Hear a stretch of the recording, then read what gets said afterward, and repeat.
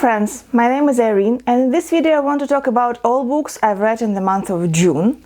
It's almost September now, so I want to make a quick video about my June and July reading, but for it not to be very long, 2 quick videos about that. So June. The truth is that in June I read only 4 books. I will talk about them and then a little bit about few books that I've end up reading at the very beginning of July, like first 3 days, so it make a little bit more even 2 months. So yeah, first book I've read in June was the Poisonwood Bible by Barbara Kingsolver. Now I was attending an offline, now it is online book club for a few years now, and I like the community very much. And I have a great pleasure to talk to girls about books and not only about books. Though this year it is very hard for me to force myself to read any book that I'm not interested in or really interested in. For you to understand, I end up DNFing something like 15 books every month. And I understand it's not okay, but it's this period of life when I need a really gripping book to distract me from news, and I mostly can't find any. Also, June, July was months where both of kids were here all the time, and it was very I had to make an effort like a mom, like every 15 minutes something was wanted from me, or we went somewhere, and it was not much time for reading and thinking. This year in our book club we are reading across the globe, so every month we're reading a book from different country, which is incredible idea. I like this idea very much. I don't like myself inside this idea because I just can't read anything except of, I think, English and American literature. That's how it works for me now. That month, June, Olga, who is our wonderful host, she decided this book herself, so it was her choice, and I wanted to pay more attention for this because I am very grateful for this book club. I wanted to show my gratefulness for her.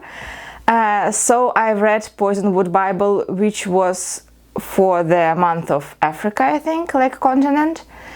I gave this book 3 stars, but the truth is I think it was 2 stars, and then I get 1 more star after discussion, just not to...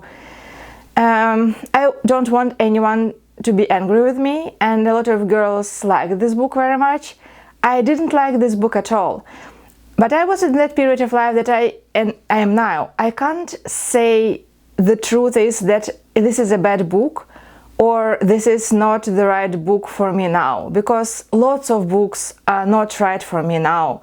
And I am DNFing books, and they are still in my to-be-read pile, because maybe I will be amazed of these books like a few months later. Poisonwood Bible is a book about family of Baptists in 60s in America who came to Belgian Congo in 1958.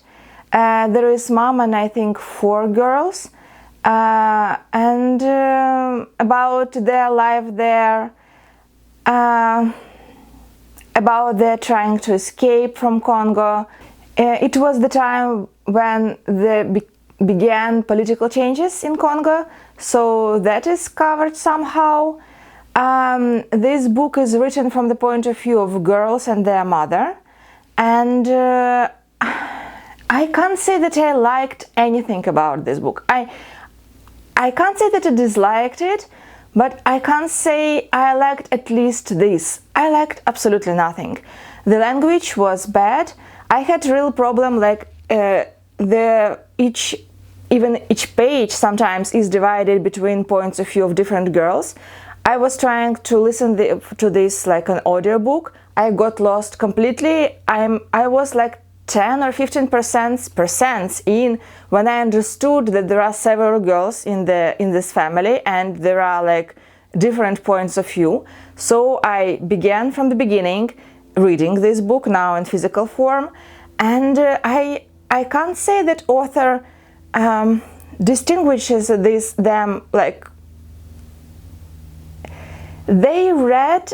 Yes, there are girls that, especially the little one, which is written differently from others, but other than that, I had a hard time to understand from which point of view is it described, because the language of all of them is, you know, like similar. The characters are not very similar, but the way they describe their life are pretty similar.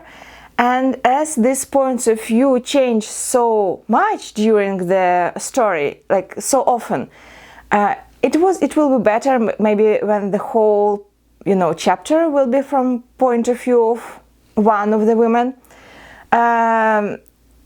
This first thing that I don't like. I don't like this is a book about a priest family, but there is almost nothing about religion in here. In sense that there is no religious point of view. Like these people, this was written clearly by the woman who doesn't believe in God and do not understand how does it religion works, and do not maybe speak a lot with the religious people, because I can't say that I view the world through the point of view of religion, no. But there had to be a filter in the family of priest, though he was not a very good priest, so it can be a case, but there was absolutely nothing about his faith and about their faith, even when one of the girls is described as very religious and she is quoting Bible, but it looks like she doesn't understand what she quotes. And my complaint is that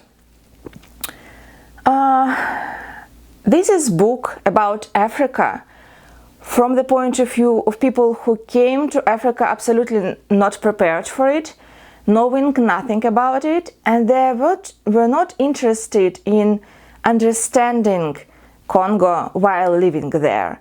They were taken aback every time they saw something unusual for them, and they saw lots of unusual things. And as this is from their point of view, all is described as disgusting, smelly, disfigured. This is an Africa from the point of view of a not interested tourist. And I do not appreciate it. I just didn't like this book. And there were some pacing problems. I just didn't like this book, and that's it. And it's okay. I can like whatever I want. I gave it 3 stars. It's more 2.5 for me. I read it 2 weeks before our discussion, and I couldn't even say how many were the girls in this family up to discussion. It is such a forgettable book for me. I remember no names now and only circumstances of, very important plot points. Again, I can't say that this is a book. Maybe it is me, because it's just this period of life when I can't do serious books. This is a book from, from a white person describing the land of black people with disgust. This is my understanding of this book, and I, again, can't appreciate it. The next book I've read was We Begin at the End by Chris Whitaker. I have no idea how to pronounce this. I like this book very much. I gave it 4 stars. It's a thriller that won Golden Dagger Award last year, and that's how I became interested in this book. I do think it's more like a criminal drama than a thriller. This is a book about a very small and very poor town in Northern California on the coast, where people are so poor and so depressed, that they can't live their life. There is a young woman with 2 kids who is an alcoholic and depressed. There is a policeman who was her friend where they were young. There was another guy who was in their company and now he's imprisoned for killing the girl's young sister, I think, in car accident. But the main protagonists are this cop and the daughter of young girl. I think she is something like 12 or 13. She is this very troubled teenager who needs to get money somewhere, to make sense of the life in her very poor house with alcoholic mother and with a young, I think 3 or 4 years brother whom she takes care of.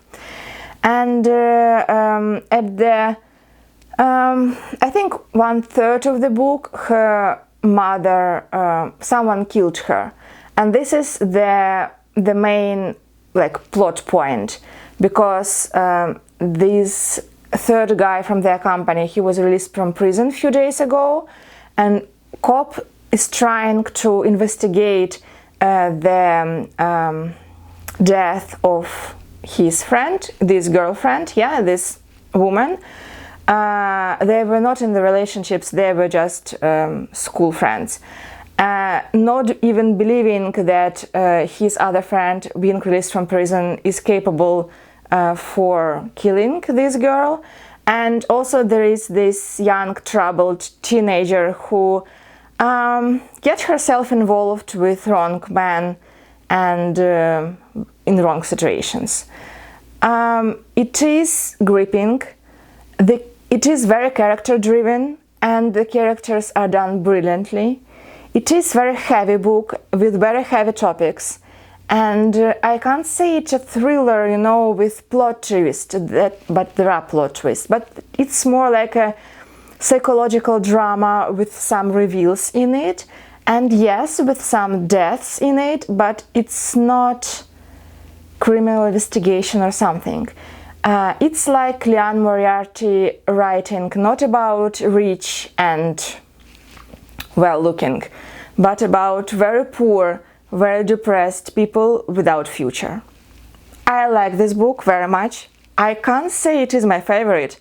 Also, I can't say that it was the right book for me at that moment, but I was very involved.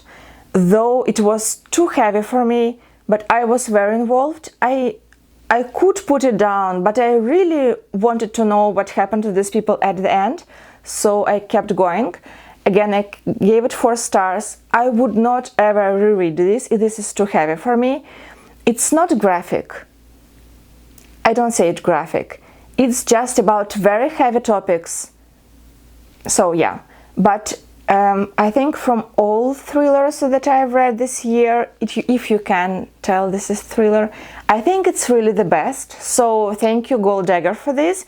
And I think I will read more from nominants, and winners from previous years, because now I'm hooked. I liked their choice and I think it's very interesting. So yeah, I do think that actually I highly recommend this book. It's not for everyone. It's definitely not cozy. But it's not a thriller in point of view that there are some, go-go scenes, something is happening very fast. No, this is very slow, this is very psychologically driven, this is very character driven. This is good, really good. Then I've read Death at Greenway. I've talked about this at this channel a lot. This is by Laurie Rader-Day. I loved this book. This is my maybe favorite book of the year. I gave it 5 stars. This is about a young, let's call her nurse, Bridie Kelly, though her history is interesting and troubled, and she's not particular the nurse she's telling people she is. who get involved. She found herself on the train taking kids from the London during the Blitz to the safety of Greenway house, which is a mansion owned by Agatha Christie during World War II. She found herself with 10 toddlers, another girl who is calling herself a nurse, so another nurse, let's say that, and people who arranged all this situation and this evacuation. Older couple who wants to do goods for these kids and also arrange for themselves quiet and, you know, rich life in safety. Again, this is very character driven, but non-real people are involved. The sense of a place is magnificent. Greenway, as I mentioned, is a huge character in this book, and I love this very much. I really like books about houses, you know. I need to make a video about this. I like where the house is a character and takes, you know, important place in the book. It is historical fiction with a mystery inside the plot, like in the core of the plot, but I can't say this is a mystery novel, like criminal investigation or something. This is good, like really good, very character driven, rather cozy. Nothing really bad, like no bad is happening, but still there is this note of thrill inside of it because there is a mystery, or you know, something like a mystery, and it gets its spice. So I liked it. This is my like favorite type of historical fiction. I do think also this is the rather unique take on World War II. I never read anything like that before, so I do think this is a very good book. I gave it 5 stars.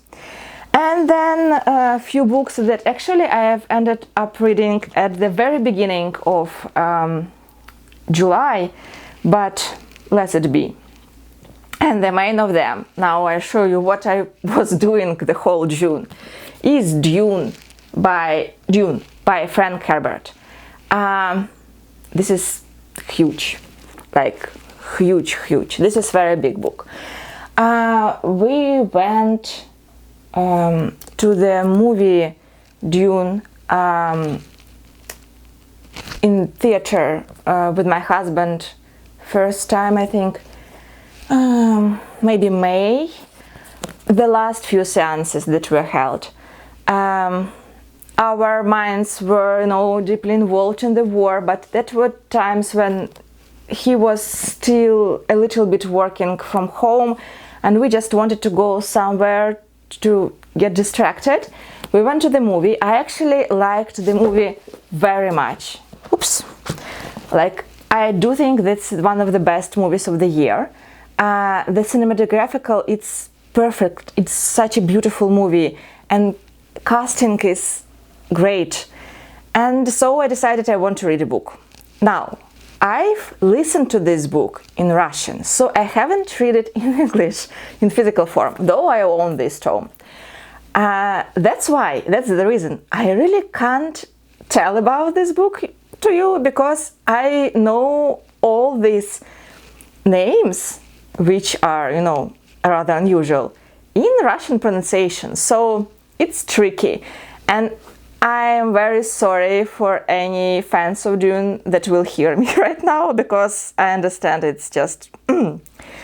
So this is a story of a young heir to a noble family called Paul Atreides, who came to this new planet for them, because they never lived there, called Arrakis, because their family accepts stewardship of this planet. This planet is important because there is something called spice, which can be found only on this planet, and which gives people not only you know, hallucination things, but also longer life, better health, and ability to travel between stars, which is very economically and politically important for this distant future society.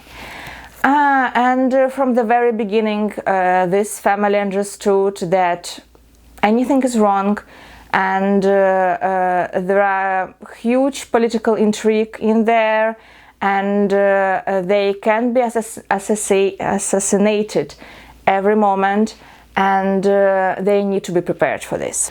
My favorite character was Lady Jessica. She's Paul's mom, but she is not actually a wife to his dad. She is a concubine, because she is a part of this religious cult called Bene Gesserit, which is very interesting. That was the most favorite part of this book.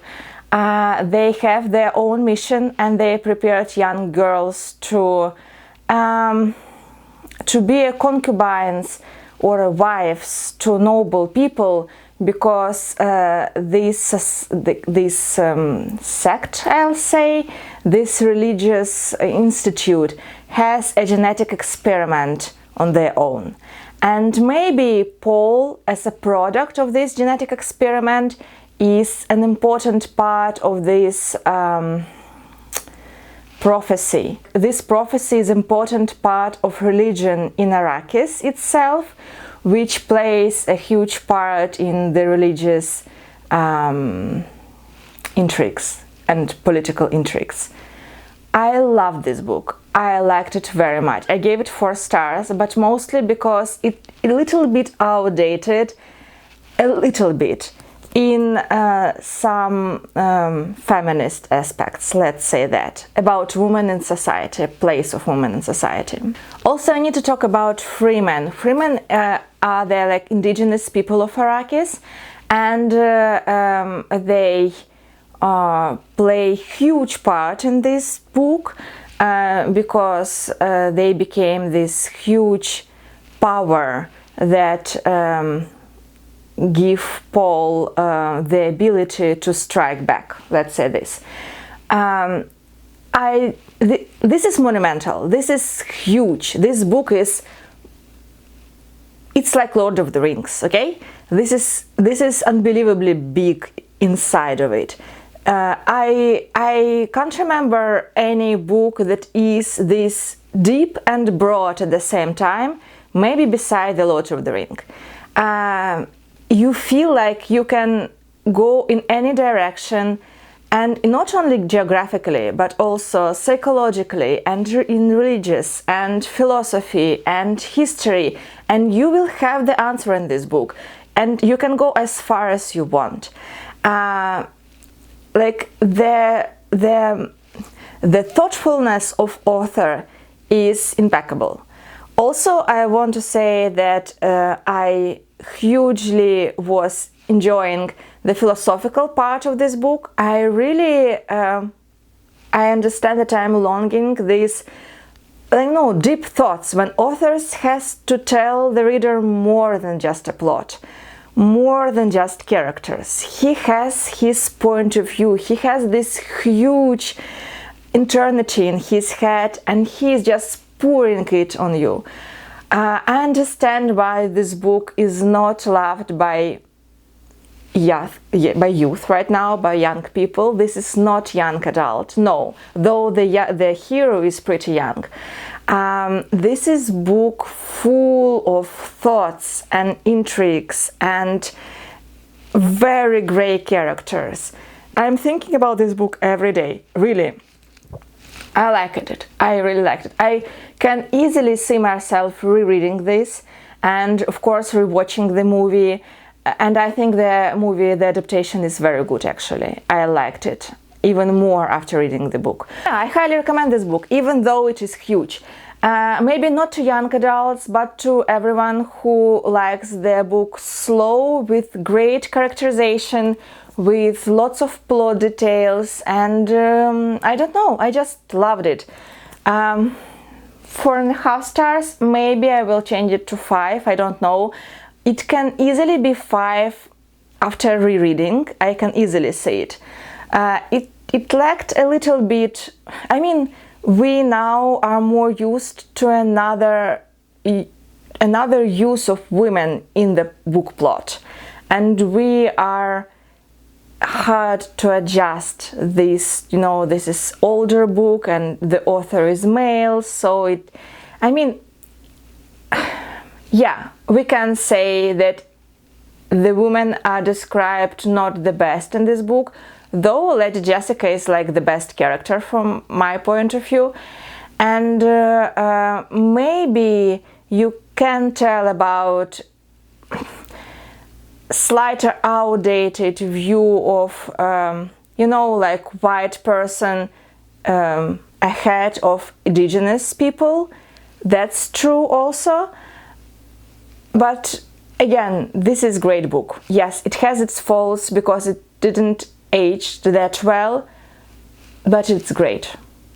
So you decide. I liked it. The other thing that I actually very like, and I gave it 4 or 5 stars, I can't remember now. This is the first from the famous 5 collection by Enid Blyton, 5 on a Treasure Island. I read Enid Blyton when I was a young kid, and it was a series, but it was a mystery series about 5 kids and a dog. I don't remember. I do think it's a different name in USA. I love this. This is like my perfect, absolutely perfect summer read. And I was so happy to introduce my daughter to this, and she didn't like it at all. She quit reading like after a few pages. But this is a story about a few kids who came during summer to stay at their cousin's house, a strange cousin who they didn't know. So they get to know her and her adventures and her little lagoon where she lived, and they found there is like abandoned island in this lagoon, and near this island there is sinking ship, and that's how it began. So it is a book about summer adventures of some teenagers in 50s, I will say, in England. I love this. This is my perfect, absolutely perfect summer read, and yeah, I gave it 5 stars, I believe.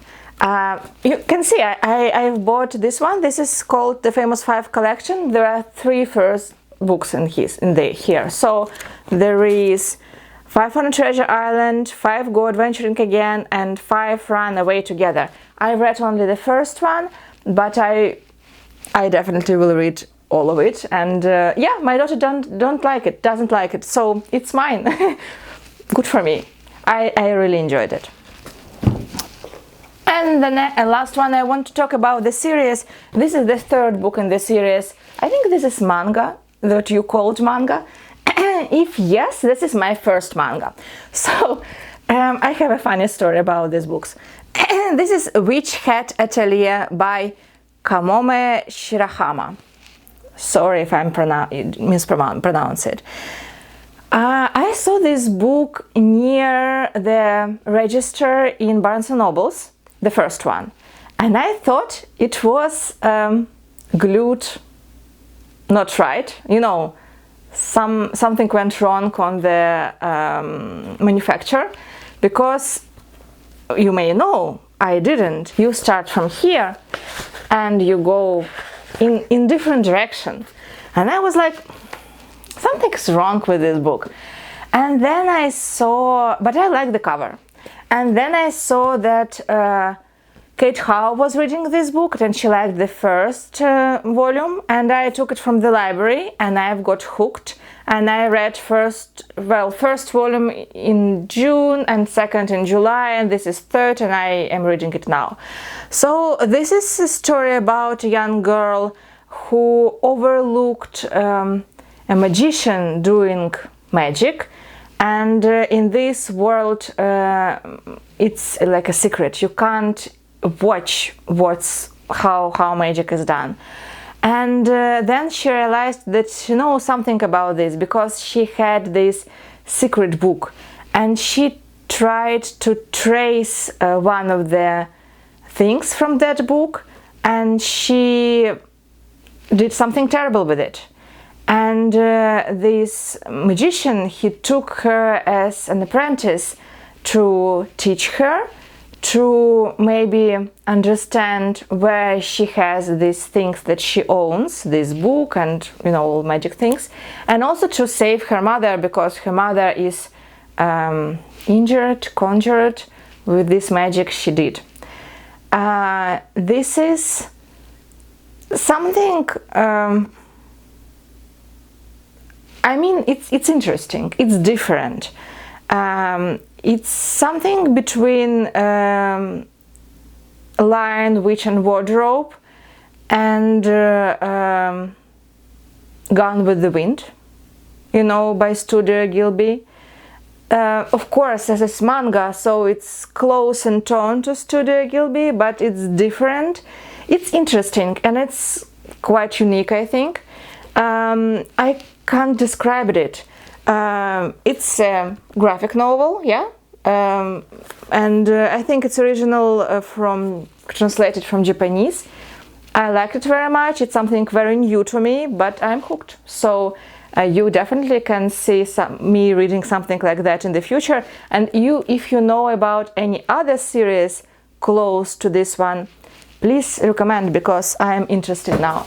So that's everything I've read in June and actually beginning of July, but it was easier to tell about it like this. So yeah, thank you very much for watching and see you in the next video very soon. Bye.